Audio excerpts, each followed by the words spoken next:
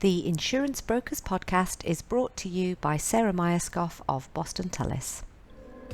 Welcome to the Insurance Brokers Podcast with your host, Sarah Myerscough. This business podcast is for ambitious brokers determined to grow their business. Our guests are highly experienced industry experts and innovators. This is the place to leverage their success, learn how to break through barriers to growth, and discover a community of support and ideas whilst growing your business. Good afternoon, Peter. Thank you so much for joining me on the Insurance Brokers Podcast. It's fabulous to have you here. My pleasure to be here, Sarah.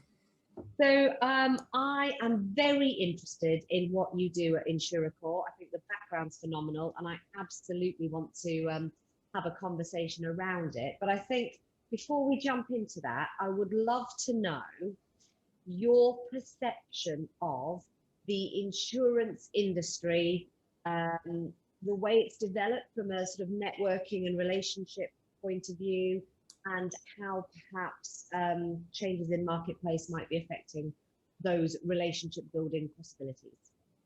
Of course, right. It's quite a broad question, that one. But as we all know, working from home, it has taken away a huge part of what we loved about the industry, which was that face-to-face networking, social side.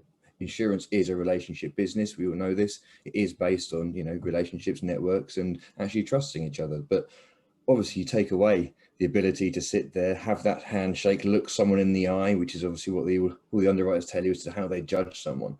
You are left a little bit blind at the moment, and we all know emails that come through from someone we don't know without a face to them. It's always hard to engage with them. But if we then look at what we're doing sort of on the other side in terms of our social lives, we're still very, very much engaged with all of our friends and everybody else socially via, your Facebooks, your LinkedIn, and other sort of social medias. I mean, everyone now has jumped onto the Zoom bandwagon, and we're doing pub quizzes and everything like that on there. But that hasn't really migrated across into sort of how we build and manage relationships yet in the insurance market. But with the lockdown continuing and with the change in how people are looking to work and access the office and work from home, there will need to be a slight shift in terms of how we maintain those relationships when we don't have that daily contact. Now, this isn't to say the face-to-face is gone at all. As I'm saying, you really do need to sit down and have conversations with people quite often with insurance. These are complex contracts you're trying to agree on here.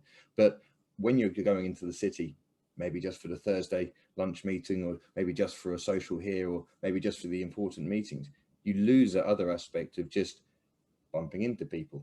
And having that, oh, this is my friend so and so from so and so, you get talking and something happens.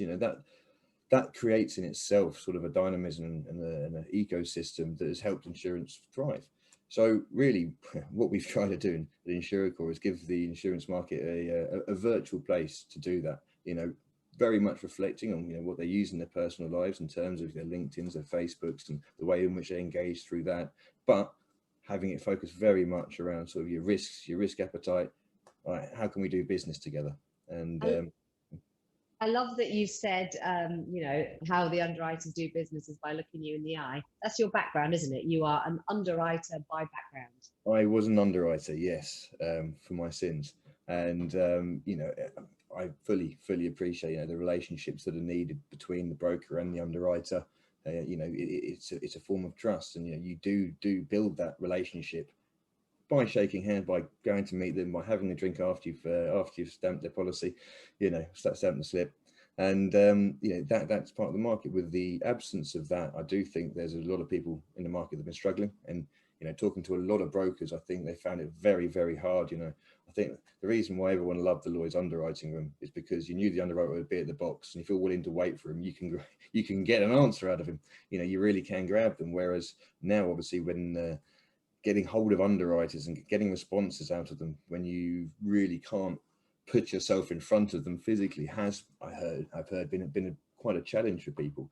But I think the market is adapting. I think looking at the return to work plans for a lot of people, I think they've accepted that it's not going to be a case that anyone's going to be back into the office from 9 to 5, 5 days a week anymore. I think there'll be a few companies that obviously try to enforce that, but I don't think they'll retain their staff as well, if I'm honest with you. So I think people are going to have to start looking at new ways in which they can sort of keep that spark of the insurance market, that sort of opportunistic I'm looking for that. Can you help me here? Type relationships, but obviously it needs to be moved online so it can be happening 24/7, 5 days a week, you know. I think you're right, and I think broader than just the insurance industry, the whole world is moving, more digital, and that's just obvious when I look at my kids and their sort of native language is digital. I would be interested in if you can talk me through and the listeners through your kind of mindset process from sitting, at your desk as an underwriter, recognizing the challenges, the opportunities, and the gap, I suppose, and what your sort of flow was from that moment to when you launched in 2016, and then what's happened for the first sort of 5 years of business and how COVID's impacted. Give me your background. That's a long story, but I'll try and keep it as short as I can. So working as an underwriter, I was sitting there and shadowing some senior underwriters who are, renowned in London market. So I was in construction engineering. It is renowned for being quite a traditional market. And what I saw was firstly, the value of people's networks, the value of people knowing who to go to was quite powerful. And, one of the guys in my company there, he had a network that people were basically hiring for. They wanted him to come because he knew everybody, and with that came business. So it was quite clear, sort of from quite early on in my career, sort of how powerful knowing people are and having people know you is. And noticing that, obviously, you realise, how do you do that? And you start looking into it, and it's a 35-year process of going around the market, going to those socials, building up that little book, building up that knowledge in your head, and learning to understand sort of what brokers you can go to, who can bring you what, and where you should be looking to talk to. Similarly, on the other side, brokers do spend 35 years of shoe leather going around the market, trying to build a picture in their head of who to go and see. And most brokers will have a sort of a mature individual within that organization who they can go, look, I'm looking to get this place. Where can we go for that? And they'll go, well, I think these guys are doing it, or talk to Dave over there, or whatever that may be. So in seeing that, I realized obviously that as a young person joining the market, it is difficult to build that network up. And especially if you are maybe not so inclined to go to the pubs. Maybe that's not you, you don't like going to the rugby socials that they put on, or whatever it may be. How else do you sort of make those connections and get out there? And there isn't really anywhere. You could go to maybe the Bieber conference once a year, but is that really enough to build up a book of contacts? So sitting there thinking, well, how can we? So there were two main situations that sort of pushed me into coming up with a concept. First one was I was sitting there with a broker that we've been working with for a very long time, and he came up to me and he placed a normal risk, placed one of our sort of bread and butter risks with me. And while sitting there, we were talking. He goes, "Oh, I've had a nightmare of a day. I've been trying to place this renewable energies risks. No one's having it. Don't know what to do." And I said, "Well, have you spoken to our guys? The guys are sitting right behind us." He went, "No, I didn't know you had a renewables energy team." Went and talked to them and got that risk placed. And I was just thinking, this is one of our core brokers. He's been coming to see me pretty much monthly. How did he not know we had that team? But the only way we'd communicated really was to LinkedIn. And a lot of insurance professionals don't actively use LinkedIn, or not as prolifically as you'd like to see them if you are trying to get a communication strategy across to them. But beyond that, they'd have to have gone to our website, and that was really it. We were waiting for the BB conference to announce it and to do some promotions around it. But there was no way for us to go to all the brokers who were desperately in need of our capacity. Here it is. This is what we do. Come and talk to us. And it just seemed baffling to me. Then on the other side, we were looking to actually push our products over into Europe. So what we did is we started to get the whole company together and go, right, who do we know who has any contacts that could help us find brokers who could distribute our products in Europe? And it ended up that one of the senior underwriters knew somebody, used to work in France, that he could put us in touch with. So 3 months later, we have a lunch meeting. He goes, "Yes, very nice. I'll go and have a chat to a few people." He goes away, he has a chat to a few people, comes back. Now 6 months down the line, we've got a conversation with our first couple of brokers. But again, a lovely but very long-winded process in order to be able to find distributors for our products, when most brokers are desperate to find out what other capacity there is out there for them. So it just seemed to make absolute sense to have an online, almost matchmaking, or at least sourcing platform. And there was also the Clues Insurers Buyer's Guide that was out there at the time, and that was a printed book of basically a directory of insurance products, of who you should see and who you should speak to for certain classes, and you'd flick through alphabetically to whatever class you're looking for, and you'd pick up the phone and give the guy a call, which, you know, is fantastic. But a book is obviously out of date the moment it's printed, and to be fair, you know, it doesn't give you any of the other benefits that, you know, having that information digitally can. You know, you can't edit it very quickly, you can't add to it, you can't have attached documents, videos, everything else like that, you can't see who's been looking at you, etc. So I just saw a gap in the market to actually build something that would be an online place that would bring the benefits that, you know, a marketplace brings, in terms of, you know, you can meet people, you can communicate to them, and, you know, have that, oh, I'm looking for this, can anybody help type community, but really build it around the matching of brokers to underwriters around risk appetite and active risks, really. So yes, then when I made the decision to quit my job, obviously it was a big decision. At the time, I had a what I call an MVP, so a basic product ready. You know, you could create a product, people could find you, none of the sort of the nuances that we have now in the platform, and really just started testing it with the market. You know, we got great feedback from basically everywhere across the market, and so decided that this is something we could push and go further with. But, you know, as I mentioned to you sort of before, you know, the chicken and egg scenario was one that was quite a big hurdle for us in our early days. You know, really first 18 months, it was being batted backwards and forwards between brokers to underwriters, and who's going to be the first to come on. You know, there's no point in an underwriter spending the time listing their products and what they do if we don't have any products on the platform, brokers on the platform. Similarly, brokers, why would they come on and search an empty platform? So like with every network that you're setting up, the initial chicken and egg scenario to get both sides of the coin on there and using it was a challenge, but we managed to do that and achieve that with partnerships with Bieber. So that gave us obviously the broker network. They then decided to, you know, give access to Insurecore to all of their brokers, so they could start to search the market. And they also added on their schemes there as well, which are the products specifically targeted at the Bieber brokers. Then we partnered with the MJA, and obviously that gave us some more capacity on the other side. So then more brokers started to see more products. So then more brokers came on, which meant we could talk to more MJAs, insurers, wholesale brokers, etc. And so we've sort of gone sort of backwards and forwards between the two, slowly growing the network up now, where, like I said, we have over 700 products listed on the platform from over 115 different providers. And that covers all 18 classes of business, really. So, you know, really whatever you're looking for, you can find at least one market who would probably take a look for you. Yeah. What was your pivotal personal moment? That first 18 months must have been tough. Can you think of any like pivotal moments where you were like, ah, jackpot, or oh my God, I'm out? Well, every day I go through about 3 or 4 of them. You know, that is the life of a startup. You know, you get good news, you get bad news on a daily basis, and you go from going to take over the world to, oh my God, what have I done? And you always have those questions. But we've had, you know, a number of different sort of milestones.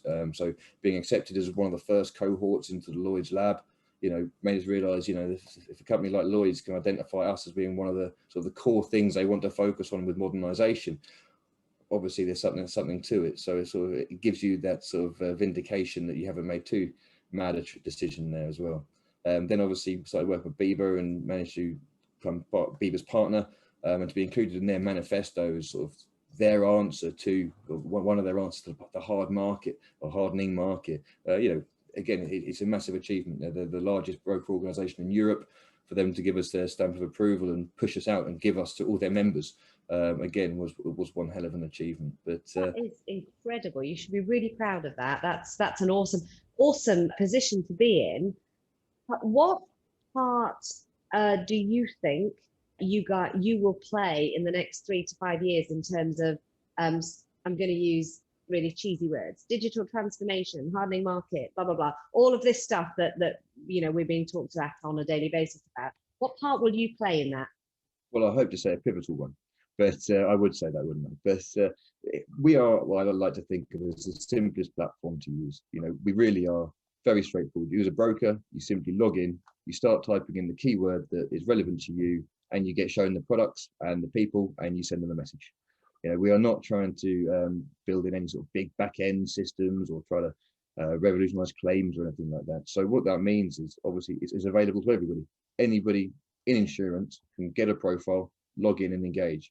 So because of that, by building out the network, and we obviously have a notification feed, so very much like your LinkedIn feed, but that's all around insurance. We've also allowed on service providers. So we do have loss adjusters, claims, but also insurtechs coming through the platform as well. Now, my aim is basically just to make everybody accessible. So if you are a small broker, out in the regions, and you go, right, well, actually, I need a new back end system, I need a new claims person, I need a new capacity. Whatever you're looking for, it's not a case of waiting for the next conference to come around so you can go around and do the rounds. It's not about having to come into London and sort of go to the pub for 2 or 3 days and talk to people. You simply log on, you search for what you're looking for, you're presented with all the options in the market. Well, I say all the options, I can't claim that at the moment, but you're presented with at least a number of options throughout the market where you can then go straight through and talk to an individual as well. And that's a big thing with us. We're not giving you an inquiries at email, we're giving you the profile of an individual, so you know who you're talking to then. I think that's, again, quite an important thing going forward, is that we don't lose that personal aspect as we turn digital and everything becomes virtual. You still need to have that person-to-person conversation that makes you realize that the other person is competent and taking you seriously as well. So really we want to be that platform that allows people to connect and communicate and introduce, be that to insurers, MGAs, or tech, anybody else who they want to talk to really within insurance.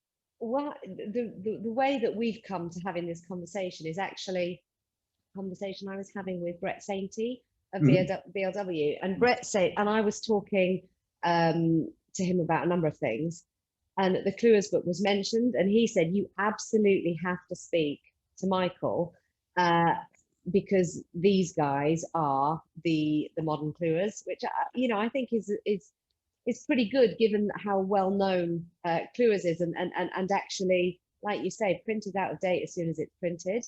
So to be able to be recognised in very short space of time, 5 years is not a short, a long period of time. I've 10 years in that time, so. Yeah. Oh yeah, tell me about that. and actually, almost 2 years of it, year and a half of it's been in COVID. So, things are quite challenging at the moment. So I think what you've achieved is incredible. What's your kind of penetration aims in terms of the marketplace? Yeah, so obviously, I want everybody in insurance logging on to Insurecore on a daily basis. The notification feed gives them updates across all the markets that they're interested in, across class of business. With the news, we're getting people sharing all types of reports and everything through the platform now as well. So it really is just a source of information that I think could be valuable to everybody in insurance. That said, for us, at the moment we have around 4,000 users on the platform. We really want to grow that by the end of 2022 to about 30,000. So that's really our growth, and that's in the UK alone. Obviously, we do have plans to go internationally. We're already looking at plans to move into Ireland and help connect Irish brokers to capacity either within Ireland itself or even within the UK, depending on obviously the restrictions that go on there. But then also we have partnerships with companies in the US at the moment as well. And a big part of it would be to introduce the brokers in the US, the surplus lines brokers, to UK London market brokers, be they Lloyd's or wholesale or even direct capacity, to try to facilitate basically easier placing between the US and the UK. Now that's obviously something we didn't want to roll out globally, but we're making the starts in that probably beginning of next year. That's incredible. I've done a few podcasts with Lloyd's brokers, with Mike Keating, who's heavily involved in the transformation of Lloyd's, and I think it's incredible that you're pivotal to their plans, which is a testament to your idea and then your execution of. So well done you. Question for you. I am. Let's get granular, right? I'm a commercial insurance broker. I've got a hard to place risk. What's it going to cost me to come and search on your platform? Zero. It's free brokers to search. You can come on, search, chat to underwriters for free. We charge people for listings and for the data on the back of the listings, basically. Then obviously there's a way to promote products as well. So let's say you want to come top of the search for cyber, just to make sure you're getting seen by everybody. You can pay us to make sure you've got that search priority there as well. And there's a couple of other things we can do. So on the notification feed, for example, you can obviously put it out public and it just stays in chronological order. But if you know who you want to target, or if you want to come to us and go, right, I've got this product, we can obviously look at what's gone on the platform. We know people who'll be interested in that, and we can then ensure that those people will be seeing that notification for you. So we'll make sure it's at the top of the feed until they've seen it, basically. So yeah, just different types of promotional stuff. But again, for us, it's just about making sure that we're putting the right people in contact with each other straight away. I think you're right. So the benefit to the broker, and I think your charging structure is perfect there, because the benefit to the broker to be able to go and see what's available is incredible. And the cost benefit will be weighed against any cost there. But actually, the way you charge is very, very low for somebody like, a capacity provider. It's not insurmountable at all. So the cost benefit, again, is very, very heavily weighted there in terms of benefit. No, exactly. So what we always say is we want to have people on the platform. So everyone can come on and set up 3 products for free, right? And that really is just to make sure they can have a presence, they can get their staff involved, and they can start playing around with it. Obviously, we'll then charge for every product over the first 3 that they have, and that's £25 per month. But again, obviously, there are other charges for sponsoring that, and et cetera, et cetera. But for us, we're trying to build a network. We don't want to be price prohibitive. We do want everyone to be able to be involved, but at the same time, we've got to keep the lights on. So there needs to be a charge at some point. So that's really where we are. But obviously, as we scale, we're building out sort of new features. We're linking in with other platforms as well. Eventually, hopefully, we can obviously provide them a lot more value and can adjust the pricing accordingly. Well, should video production and marketing for the insurance industry be the type of service provider that's on there, then maybe we should have that conversation, because I think what you're doing is incredible. I think, obviously with the content of what you're doing with these podcasts, we'd love to have them come through the platform as well. That's exactly the type of content we want people to be seeing when they log in. Obviously, you look on LinkedIn, and often when I go through my feed, and I can't obviously speak for everybody, I'm interested in about 2 or 3 of the notifications that I scroll through after about 5-10 minutes. We want you to be able to log into Insurecore, and everything's about the companies you work with, your markets, interesting things going on in insurance, reports from some Grace Church consulting and some specialist consultants within insurance as well. And keeps you up to date in that manner. But we'd love to have you on board, basically. I think that's right. Let's have this conversation. But also, I'd love to do another podcast with you, maybe this time next year when you've launched further afield from the UK, because I'd like to follow the journey. I think what you're doing is awesome. Well, thank you very much. And please put it in the diary. Absolutely. Well, thank you very much for your time, Peter. I've really enjoyed that. My pleasure.